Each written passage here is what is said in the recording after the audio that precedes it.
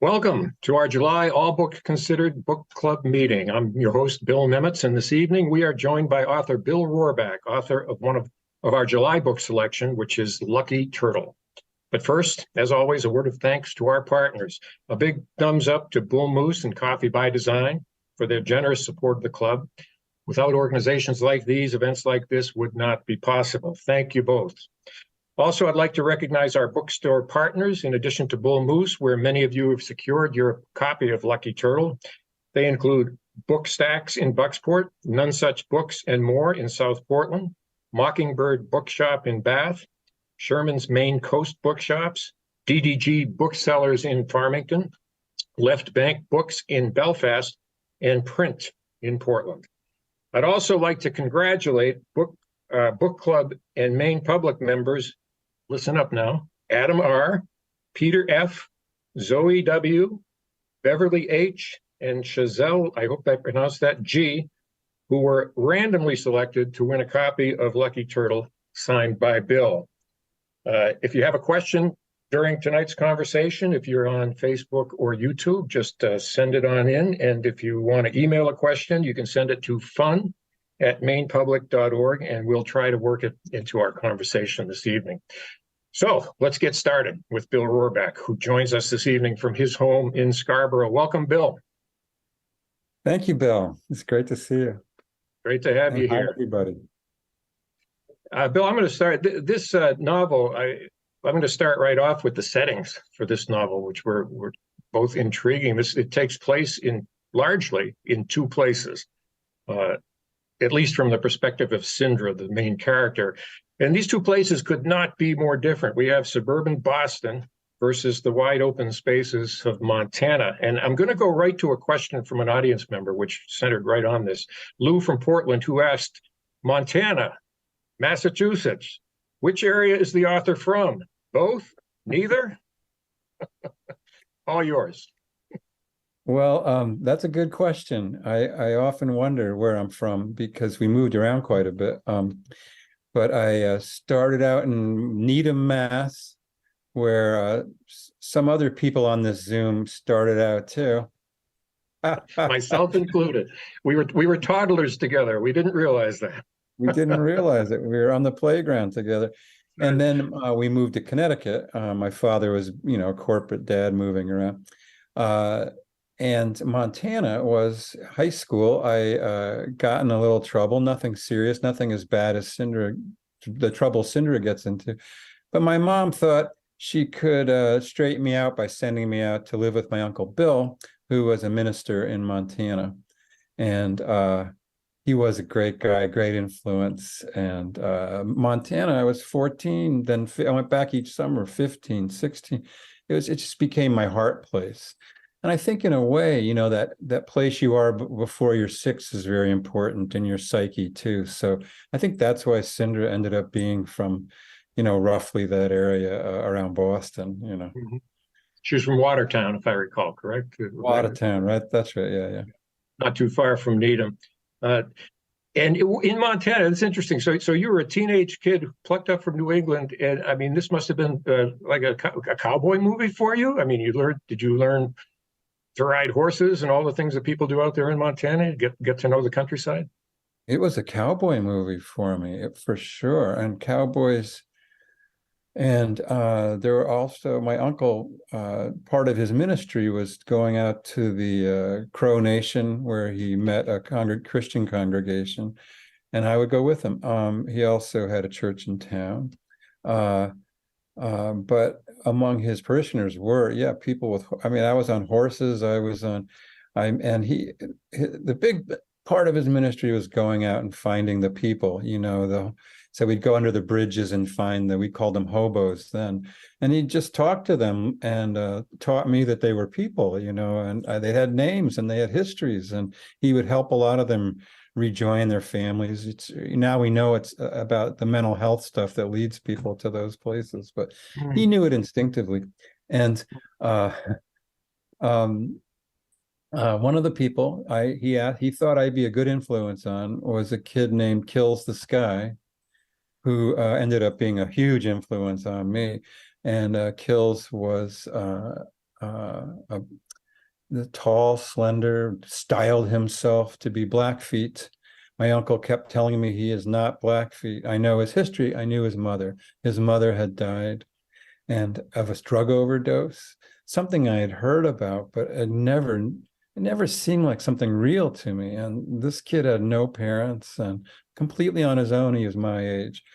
And somewhere, as I, decades later, start working on a novel, my friendship with that kid arose, and I didn't know I was doing this almost, but I brought him back to life. He was killed in a brawl later in his life, and redeemed him. Let him be the best person he was, which was the person he was when we were in the forest, which we did a lot of. We did a lot of hiking and fishing and that kind of thing. And he was so good at it. He was so good at foraging and all that. So lucky arises in some degree from that. Well, I could hear it says Lucky written all over it. I can see it right now. I was wondering about that. Well, let's go to that, because the other thing that struck me about this novel was the breadth of the characters. They're all so diverse in backgrounds, in age, in ethnicity, and they're all coming together in this little kind of barren corner of Montana. Cindra from Massachusetts, Donut Dora from the world of entertainment, Maria the mystic, and from the Crow Nation, and of course Dale Drinkin, the epitome of danger and a free man wannabe, and many, many more. And I want to talk about as many of them as we can tonight. But how did these characters, you explain, I can see now where Lucky came from, but this often fascinates me when you come up with so many rich characters in a story. Did they come into your head, or did you have to go find them in order to fill out this story? Did some of them just appear, or is it harder than that to come up with them? Well, Cindra just appeared. One night, middle of the night, I just got this idea for a young woman who gets in trouble and gets sent to a reform camp in Montana. It weirdly didn't occur to me that was something that has sort of happened to me. I just thought I was imagining it. And in the camp was an employee named Lucky. No, he didn't have a name yet. And on my desk, I had a Post-it note, and in the middle of the night, 10 years before, I'd had a dream, and I wrote Lucky Turtle on a Post-it note, and it just kind of kept staying on my desk, no matter how big the pile got. Every time I cleaned my desk off, that thing I would keep. And after I started writing, Cindra was at the camp, and things were going wrong, but it didn't have much energy. It didn't have much gas to it. And suddenly I realized that the kid who picked her up in the prison bus, the camp bus from the prison bus, was he's Lucky Turtle. And everything just took off from there. Just suddenly I had a big vision. And then Clay Marvelette was at first just a minor character who worked at the camp. And then as pieces of my uncle kind of imbued him, his laconic nature and his kindness and his steadiness. And kind of the voice of reason too. Sometimes, the person who was looking out for everyone. Always the voice of reason. So he appeared and found his role. And as you draft the novel, you try to have your main characters have important roles, and you try to figure out who the important people are. You combine people. Maria was vaguely reminiscent of a woman I had met on Crow Nation with my uncle, and et cetera, all the way through, where somewhere in my life there's some corner, but none of them are even close to exact replicas of people I knew. And as it came together, I realized, this is like America. There's Swedish immigrants, and there's people from the Caribbean, there's Black people, and there's Jewish people, there's movie people, and they all come together to do the history of the United States. It's like an allegory, except I insisted to myself that it not just be an allegory, but an entertaining story too, that would hit your heart. So the allegory is in the background for those who want to dig it out. The American mixing pot is right there. yeah, but it really adds to the richness of it that everybody comes to it with their own story, which I found fascinating. Especially when you brought in the Swedes. That's not that what you didn't expect Swedish people, but it fit perfectly. Let's focus for starters on Sindre, who of course narrates the story in the first person. And now I'm looking at you, Bill. You're much like me. You're a guy in his mid to late 60s from New England, and I'm wondering, as I read this, I was thinking, how hard is it to take on the persona, even the voice of a young woman, and not just any young woman, but a woman who's highly intelligent and at the same time, at times, completely vulnerable. And for most of the book, also happens to be pregnant. Yeah. How did you do that? How do I have enough trouble sometimes writing as myself. I can't imagine taking on the persona of a teenage pregnant young woman. How did that happen? How'd you do that? Well, a big part of it is just my little girl within, was there to help me, and that I think we all have some version of. But also, I'm so many of my friends are women, and women are in my life, and if you pay attention, a few things. And it was very important to me that the narrator be a woman, and I wasn't sure why at first, but it's because I wanted it to be a love story, and I didn't want to do it from Lucky's point of view, because Lucky didn't start out in the book. He was just a minor character, but somewhere in me I knew that this a love story was coming. And so I had a lot of readers, I had a lot of people read and give me advice, and a lot of them were women, and a lot of them early on said things like, Sindre is I really believe her as a woman, but there's a couple of things, like XYZ, I would never, and I go, oh, really? And I would take that advice, an example is Melissa Falcon, who lived in Maine a long time, a fellow novelist. She read it and she said, she loves Sindre, but she said, just when she's pregnant and it first quickens, you say it's like getting kicked by a soccer, I don't know, you say some stupid man thing. But for me, it was more like mice running in the rafters. And I was like, can I use that? And she's like, yeah, use it. So you just, over time and over many readings, you calibrate it, fine tune it. But that's just part of it, because right from the start, she had a voice. She was somebody in my head. And she took over in many ways. She was there, she was speaking, and I would have to pull her in sometimes. We're not going that direction, so. This sounds, we talked about you reading an excerpt from it, and this sounds like an opportune time to do that, because when you pick up this book, you get Sindre front and center, and it's a very short opening to the book, but you come away from it feeling like, okay, I already know this young woman, and I know that she, throughout this book, is going to be very, very direct with me. So if you could read that excerpt and give us a sense as to the launch point for this story. Well, I'll give a little tiny bit of background about the start, which is that late in the drafting, the book was like ungainly 800 pages or something like that in one of the drafts. And my editor and I were trying to think about how to get the beginning shorter. There was a lot of story before she gets to camp, and about her family, how she got in trouble, all this stuff. And it was like 200 pages. It was just too much. And my editor was like, can we get to camp? Let's get to camp. That's when the story gets good. So I was like, yeah, all right. And I cut 50 pages, and it still wasn't enough. And then, I got it down to 137 pages or something. And again, in the middle of the night, I woke up one night and I thought, can I do that in one paragraph? What if I do it in one paragraph? And instead of going back to sleep, as I'd done with the Lucky Turtle, I went in my studio and I typed this exact opening paragraph, basically unchanged. It's the last thing I wrote in the book. And I threw away the 139. Oh my goodness. This was editors used to call this, they tell me I buried the lead. I buried. So this is the lead.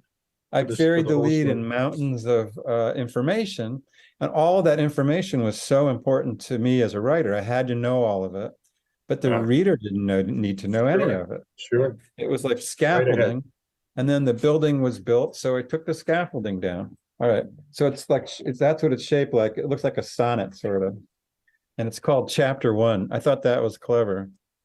Chapter One. I am Sindra Zeller. I was born in 1980 in Watertown, Massachusetts, outside Boston. I wrote a report in fifth grade, so I know Massachusetts is an Algonquian name meaning big little hills. I grew up there sledding the biggest of the little hills and skating on mill ponds and swimming in the lakes and rivers and the ocean with the other kids, though rarely with my sister, who was much older and mocked my love of the great outdoors, sat home reading, and I will never mention her again. I adored my father, who was a cabinet maker, or when business was bad, a roofer. He hated roofing. My mother and I did not get along. She broke my ankle once by accident, but in a rage, and did not take me to the doctor. And then, when I was 16, I got in trouble. There, that was fast. My actual life begins with meeting Lucky, which is why I'm hurrying. So that's the one. I love it. Uh, one scene early in the story that really grabs me is after the crime that gets Cinder and her boyfriend and his brother into all this trouble.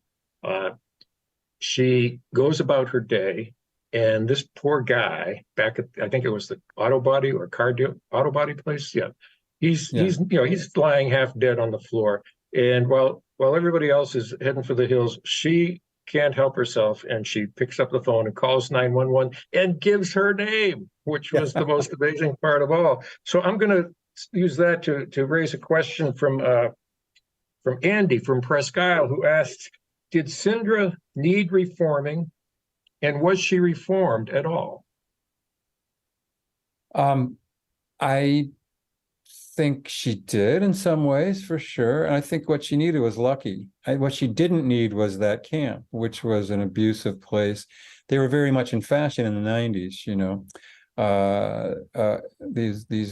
these sort of cowboy, like tough love camps where they beat you into behaving.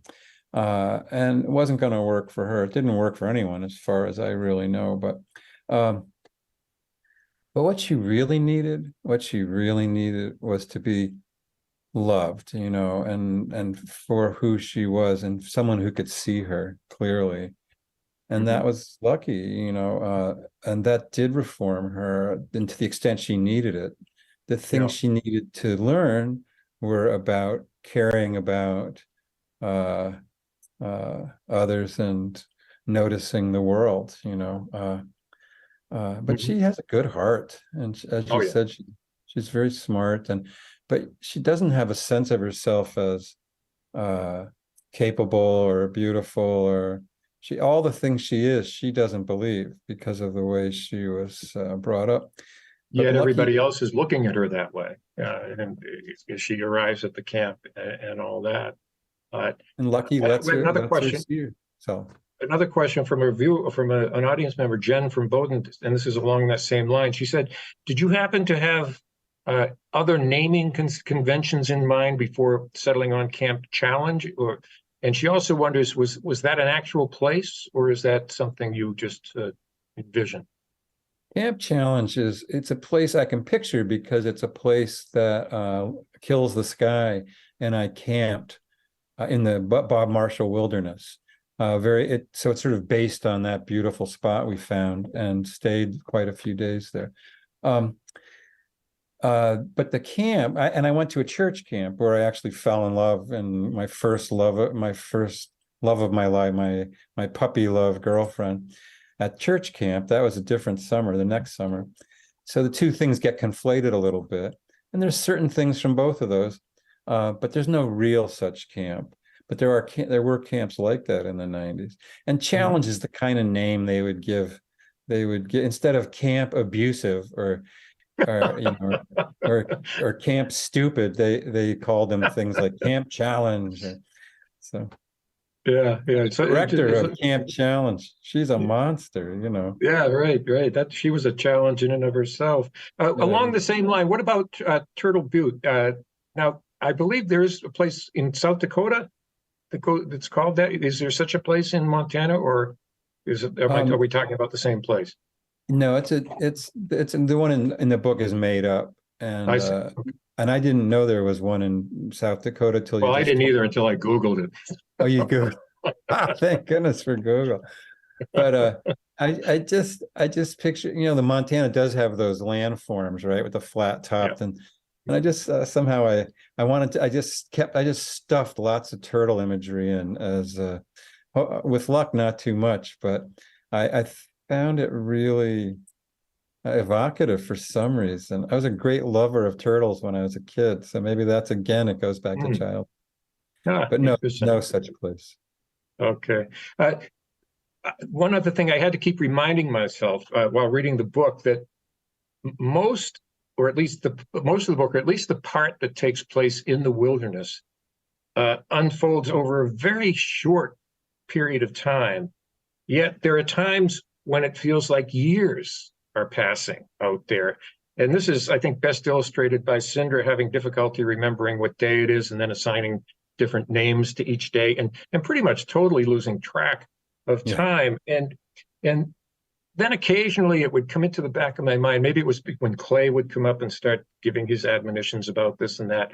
Or maybe it was the baby that kept reminding Yeah. me, wait a minute, this is all happening over a compacted period of time, not an extended period. And so Yeah. my question is this, is there something about, having been out there yourself, is there something about that wilderness that kind of warps time if you're out there too long, that you do lose track of time? Because as I said, there were at various points in this book, I felt like it was as timeless as you can be.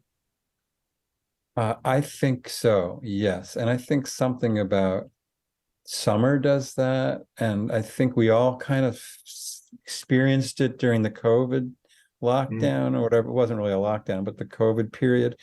Uh, time change, time is just something we believe in, right? So it can be long or short. And uh, that Emily Dickinson poem, I'm going to forget what number, but uh, it ends something like the century of July and the century of yeah. August.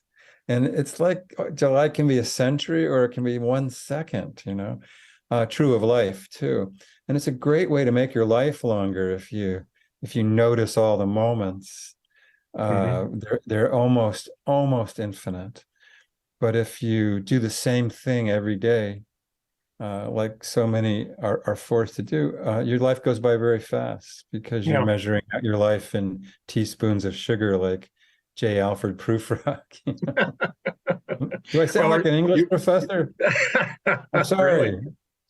dropping some serious names here. The, Friends of mine. well, it's funny you say that when you're kids. I remember back when we were growing up in Needham. You're 5 years old. You're right. July is endless. It's never going to come to an end. Those long days and long nights, but it does. And it seems, I think, the older we get, the more we lose that sense of eternity. Sometimes that and that and we get. this and things it accelerates too. I mean, a year is a blink now if I let it be, but I really try hard not to let it be by just trying to notice as much as possible. Mm, I don't know if that's good advice or not. mm. I also thought a couple times, speaking of the two places, the Massachusetts and the Montana, you grew up in New England. In New England, we all know each other's business. It's kind of hard to do anything without anybody not knowing in New England. We're all so packed in here and everybody's cheek to jowl. And out there, it's the complete opposite. And it got me wondering because the first Chandra and Lucky and then Francie and Arto, is that how I would pronounce his name? Arto, yeah, Yeah. Arto. They they disappear into the landscape, or at least they think they did. Yeah. And it got me wondering, based on what you know of that area out there, uh, number one, is that possible? And number two, if so, how prevalent is it? Are there many people, do you think, out there who just go take that dirt road onto that rutted road, onto that path and never come out or very rarely come out and just live their lives out like that? I think not unless I think it would take some damage, because we need people, we all need each other, you know. But I remember my wife and I, in a honeymoon year, spent a year on the Frying Pan River, way high in the Frying Pan River in Meredith, Colorado. And there were these camps that were all collapsing. It was like cabins that were collapsing. And our rent was like $100 for the whole summer or something, you know, and well worth it. But the other camps were inhabited by the 4 or 5 guys who were Vietnam vets, all 5 of who couldn't, they were hermits, you know. They were all very sweet, and they could talk to you, but not looking you in the eye. And I think that's who needs to go disappear. You know, and I think Sindra has some post-traumatic stress from some of the abuse she suffered, you know, and certainly Lucky. So then they might be the kind of people who that would be attractive to, and out they go. Yeah, I don't, wow. And then So go go ahead. ahead. Oh, I Oh, was going sorry. to ask, well, Sindra, speaking of Sindra, she's so out there, you know, I mean, every thought, everything that goes through her head, and it comes, your writing style is very stream of consciousness at times. You know, it's a series of sentence fragments, just the way these thoughts fly through our heads or her head. Yet there were a couple of times where, to us, the audience, she remained very private, and 2 of them came to mind. One was Ricky's birth, which we don't really witness. It happens. We know it's going to happen. And then later we knew it had happened, but there's Yeah. no narrative of that. And the second one was near the end when she and Lucky finally have their wonderful wedding at Maria's. And Yeah.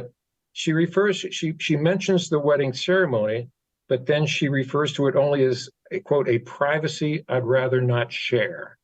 And I thought to myself, why? Why would, if she's sharing everything else, why those 2 things? Why wouldn't she share them? Wow, I love that observation. And it was very conscious on my part that I think she and Lucky had been so torn apart, and that pregnancy is so much at the center of their, that she needs to have that be private somehow, you know, like and Like everything that's theirs alone, kind of. that's theirs alone. And when their relationship got shown to the world, bad things happened. Mhm. Sometimes very bad things happened. Sometimes just comically bad, but mostly very bad things happened, you know. So Mhm. I think that must be it, is she just Yeah, doesn't feel safe sharing certain things. And just, this is separate from how she felt as a writer. I felt like, uh, how different can a wedding be from another wedding, you know? And I know people will ache for it, but I also know that every reader will provide a wedding, there you go. Yeah. and they'll be pretty similar. So maybe I don't need to write that. Whereas Mhm. their little homemade honeymoon that everyone puts together for them, that's individual. And I don't think a reader would imagine that honeymoon, you know? So that's Yeah, why I wanted to, and, you know, and again, you're trying not to have it be 10,000 pages sure. long. So, That's you know, I right. had to pull in here and there. My favorite thing of the honeymoon is that the Chickadee, the horse, is there. I was so Oh yeah, happy yeah, Chickadee was yeah. still alive, you know. I couldn't believe it when Chickadee arrived. I said, I was thrilled.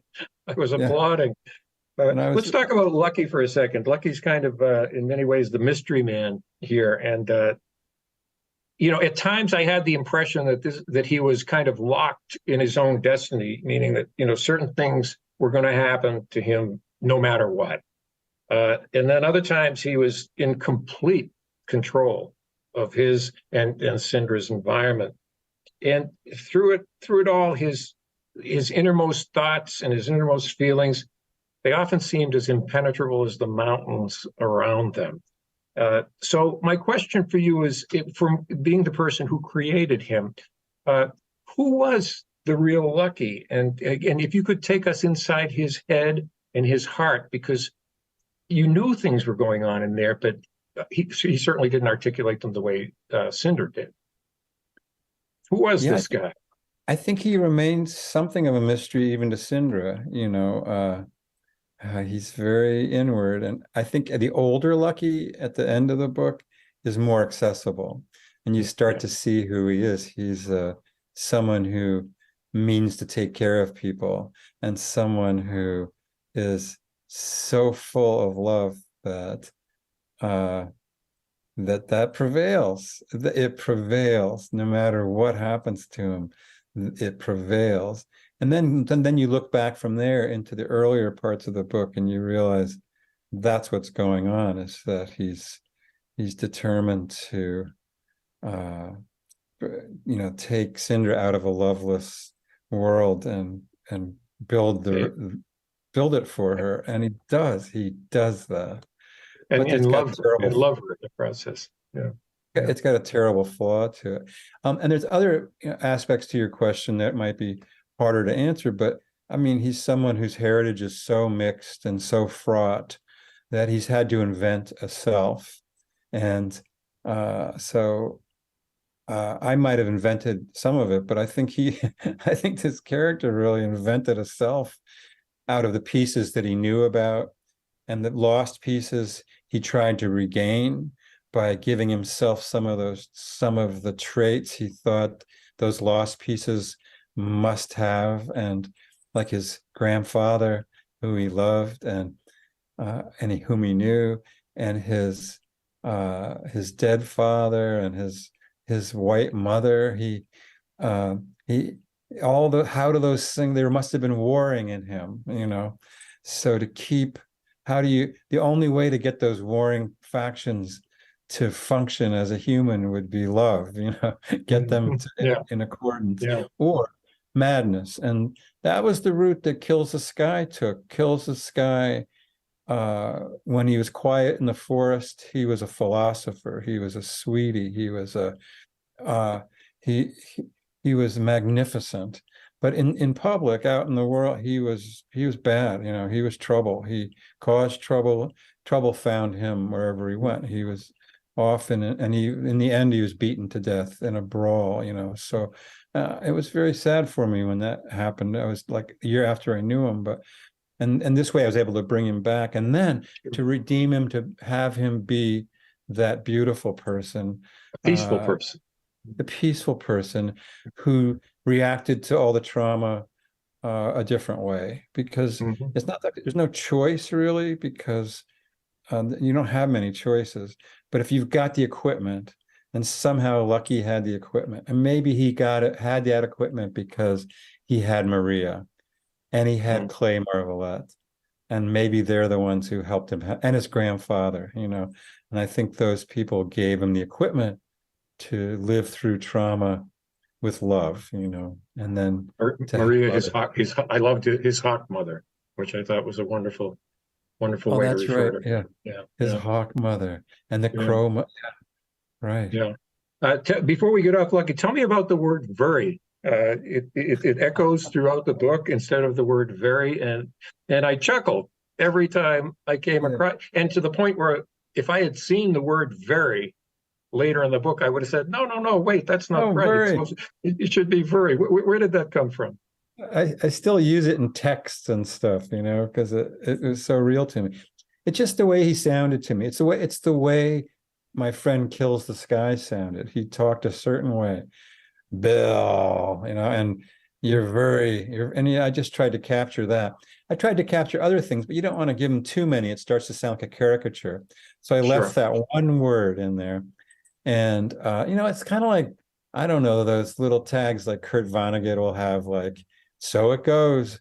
So it becomes a little tag, and it makes a reader smile, and although most readers said, yeah, cut that, it should just be very, and I kept resisting, and I even doubled down and made it more verrier, but I also took away a lot of the other stuff that was getting in the way. So just leaving that one word made it purer, and I think it works. Yeah, it did. Well, what was also nice is how Sindra adopted it as her own vocabulary. So it was another sign of the bonding between the two of them, because after all, it wasn't only Lucky using that word, but throughout the story, she continues to use it as well. So it's just that one little word seemed to bring them even that much closer together, which was I think a so. I nice think it brings the reader closer to both of them too, because you begin to share the fun of that.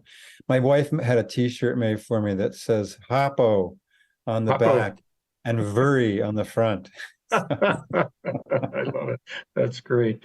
I want to describe one of the scenes in this book that I found to be the most gripping, even though there wasn't a lot of suspense, but it comes at the end of the book when Sindra, the older Sindra, has gone to San Francisco, and she's frantically checking with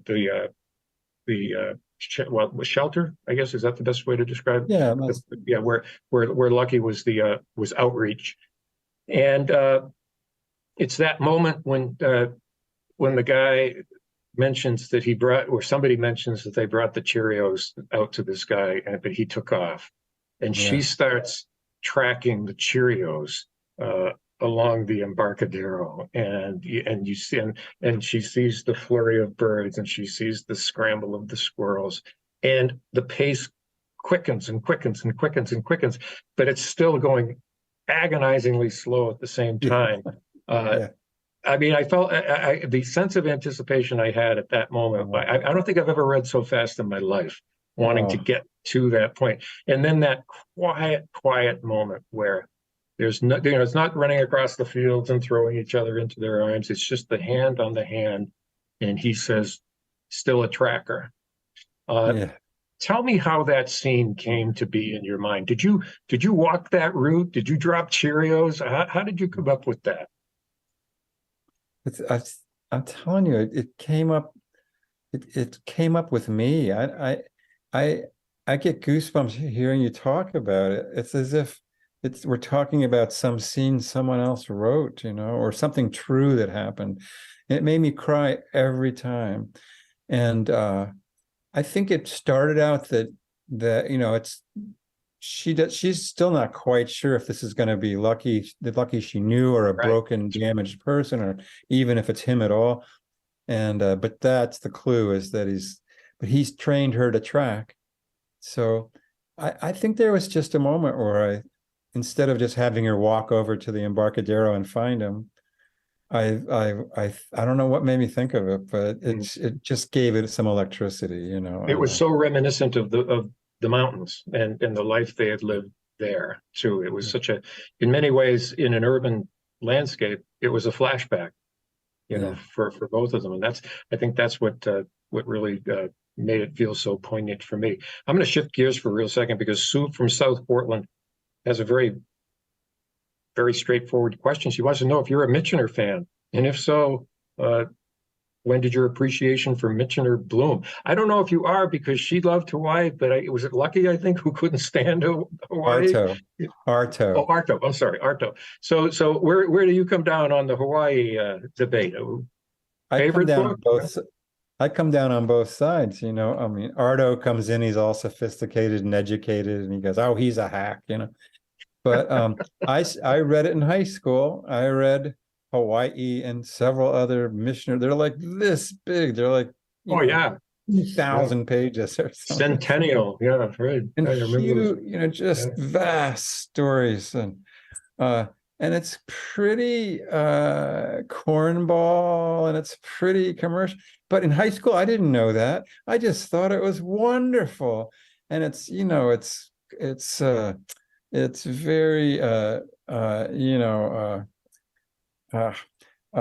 colonialist, and but in high school I didn't know that. I just loved it, and it has love stories, and it has Pacific Islanders paddling their boats and discovering things, and it has the first paragraph is like comes from outer space all the way down to Hawaii. I loved it. I just adored that book.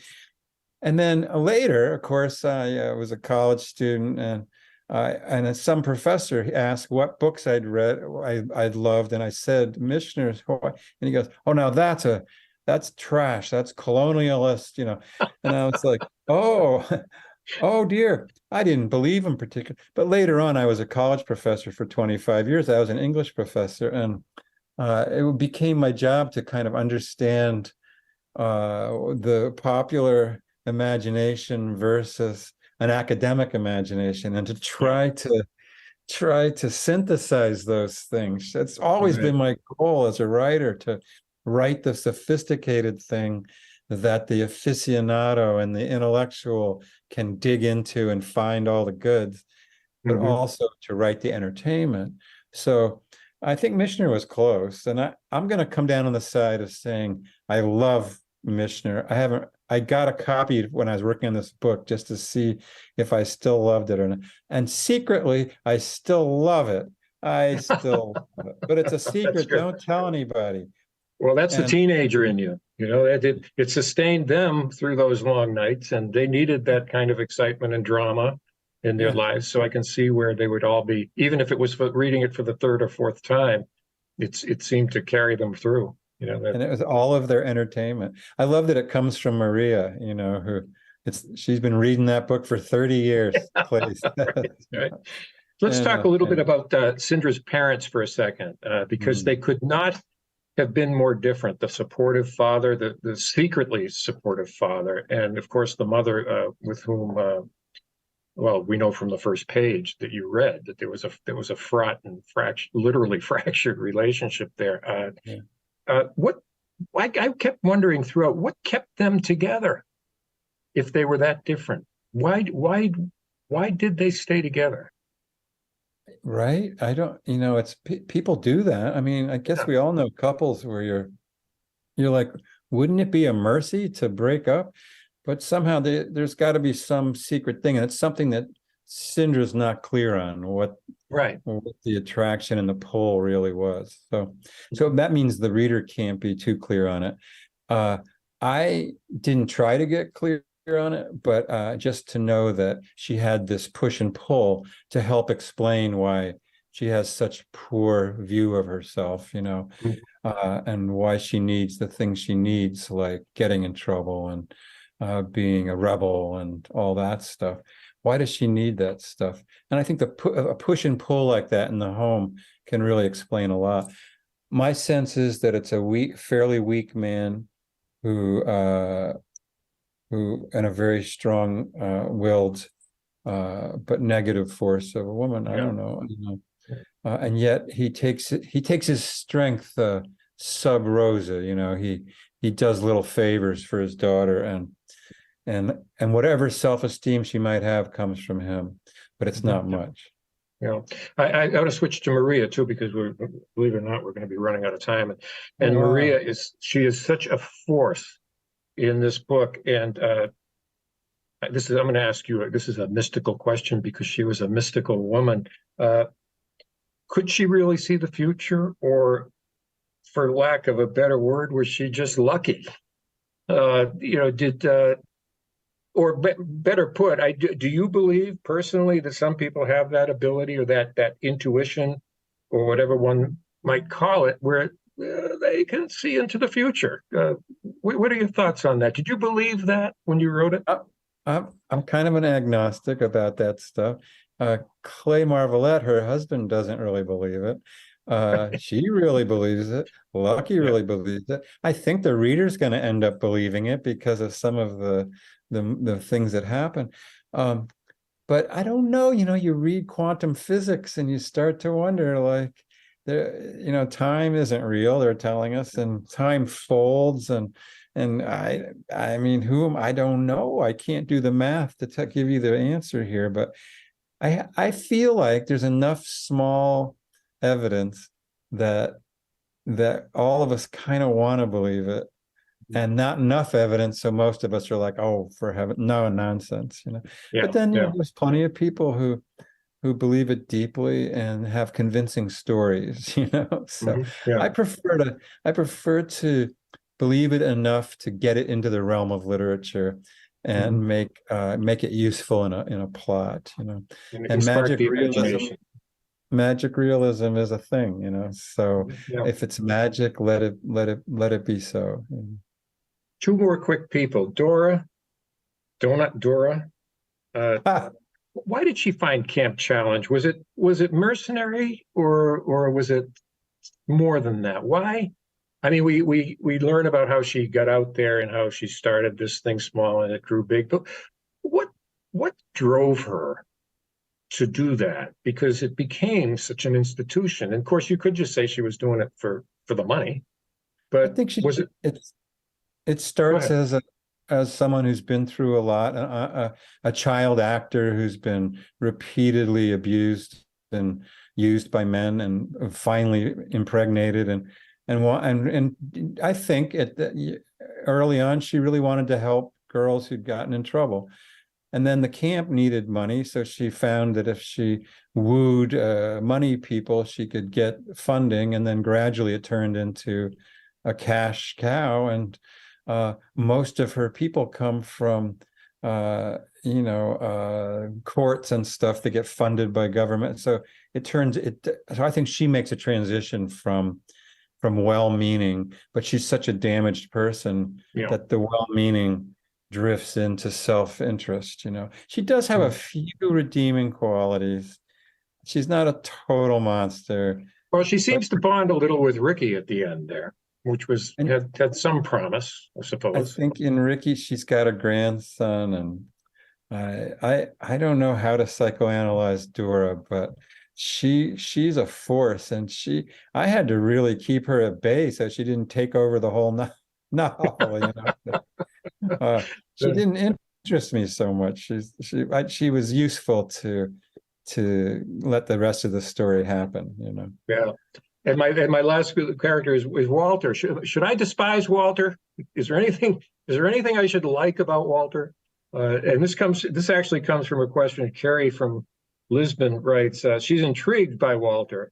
Uh, do you see him as a villain or just somebody in the wrong place at the wrong time?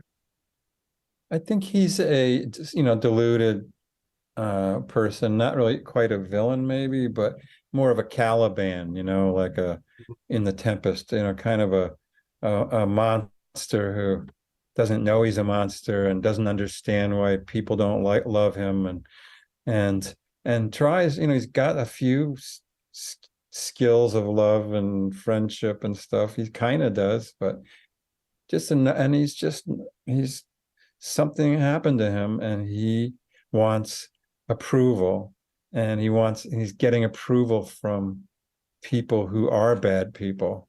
And so Mhm. to get their approval, he has to do terrible things, maybe things more terrible than they would do.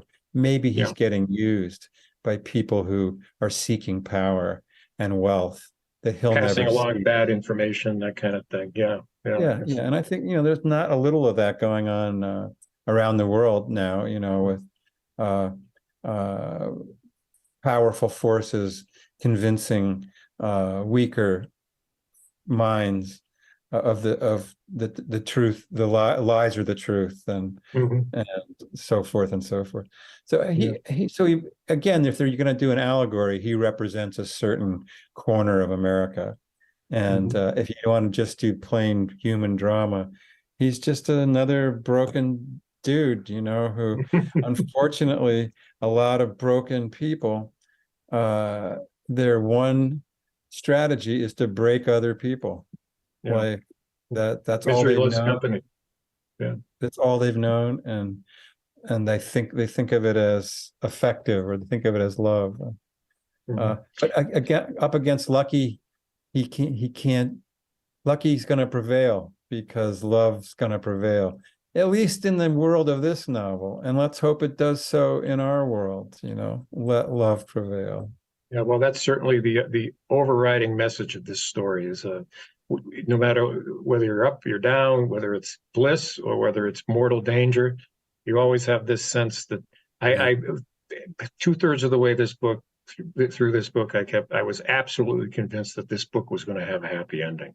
And Really? sometimes they don't, sometimes you get crushed at the end of a book like Yeah. this, but I just had that sense throughout that everything's going to be, as long as these two people are still alive, Yeah. everything's going to be okay. And that's how you brought that home beautifully, at the end. I had a draft where it wasn't a happy ending.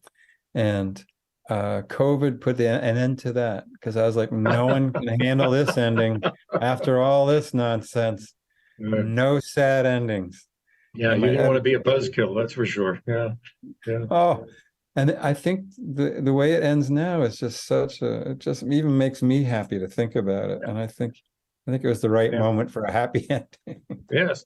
Now, this is, I believe I counted your 10th book. Is that right? Does that sound about Yeah, right? 10, depending on which Six. books you count. Well, I counted 6 novels, and that led me to wonder if my last question is, you prefer fiction, I take it. And if you Um, do prefer fiction, well, why is that? my first several books were nonfiction, and the rest fiction. So I feel like a family where, like my aunt's family, where they had 8 girls and then 3 boys. I don't know.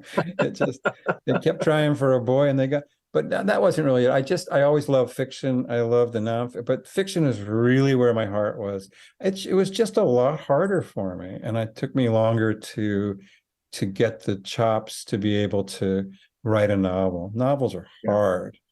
And for me, at least, the nonfiction was hard, but it was not as hard as the novels. Uh-huh. Well, you're creating it from nothing, really. So it's not like you're not starting, not nothing, but it's all coming from inside you. So Yeah, I can see where that's a more difficult process. you're trying to make a dream interesting, and we all know dreams are boring. So to other Yeah. people, so So what's next? Do you have anything on tap right now? You have anything I in mind? do. Well, this book, it came out. The paperback just came out, but the hardcover came out over a year ago. And of course, I delivered it a year before that. So in the intervening couple of years, I wrote another book, which is called Beep, and it'll publish in a year or year and a half, something like that. And Algonquin bought it, and it's about a monkey who saves the world, and he narrates it. Oh, And his I name love is it. Beep. Beep. Yeah, Oh, I can't wait. That sounds like fun. But it's fun. speaking of this book and coming out into paperback, I understand you're going to be reading in Camden sometime soon. Is that right? That's right. Yeah, I'm reading with a former student, now a colleague who's published her first novel, Donaldson. And we're reading at Camden Library on next Thursday, a week from tonight, which puts it July 20th, I believe, or Okay, 19th. that's right. Sounds about right. But if Yeah. you're mid-coast and you want to get a book signed, I also made a stamp. I can stamp my lucky turtle, my beautiful lucky. I have a copy of it here. So my lucky turtle stamp. I'll stamp your book with an original Oh my. Well, art so by Bill Rohrbach. No you're gonna have to relation. you're gonna have to stamp some people's hands too, you know? Okay, and I'll stamp whatever if you got a cast on your arm, I'll stamp that. But if you want to, anyway, if you're mid-coast, come to Camden Library Thursday. It's going to be such a nice event. It's always fun to be there with a former student who's made good, and we're going to be in conversation. We'll tell stories, we'll read, we'll laugh, we'll cry, and you'll get a stamp on your cast. So that's pretty good. Excellent. Well, I wish we could go all night, but as usual, we have to stop. Bill Rohrbach, thank you so much. This has been great. And as I told you earlier, I just finished the book this morning, and there's nothing like talking to the author 12 hours after you finish the book. It makes it all the more an enlightening experience. So thanks so much for joining us tonight. Thanks so much for having me. And it's also great to have a reader who just finished the book. It's just that's right. I'll be dreaming about Lucky tonight. Oh, good. Hoppo. Yeah, Hoppo. That's right. Thanks again. And I want to give another shout out to our sponsors, Bull Moose and Coffee by Design, for being involved in this series. And we're going to take a little break and looking ahead, our next book club selection is talk about a change of gears. It's called Phasers on Stun for you Trekkies out there by Ryan Britt. That book club event will take place in September. So read up. I'll have to watch my Star Trek shows here. And that's it for tonight. I'm Bill Nemitz. Thanks for joining us. and have a good rest of your evening. And as the old song goes, I'll see you in September. Have a good night, everybody.